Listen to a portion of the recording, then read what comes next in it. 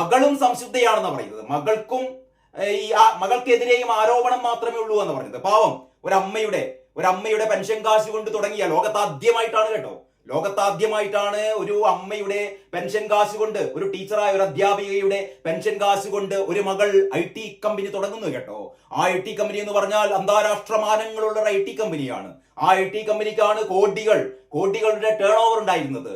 ആ IT കമ്പനിക്ക് ഒരു സേവനവും ചെയ്യാതെ തന്നെ പല കമ്പനികളും നമ്മൾക്ക് മുമ്പിൽ ഒരു കർത്തായുടെ കരിമണൽ കമ്പനി മാത്രമേ നമ്മുടെ മുമ്പിൽ ഈ മാസപ്പടി കൊടുത്തതായി തെളിവുള്ളൂ കേട്ടോ. പക്ഷേ തെളിവുകളില്ലാതെ മറ്റൊരുപാട് കമ്പനികൾ വീണ വിജയന് മാസപ്പടി കൊടുത്തിരുന്നു എന്ന് ആ കാലങ്ങളിൽ തന്നെ പറയപ്പെട്ടിരുന്നു കേട്ടോ.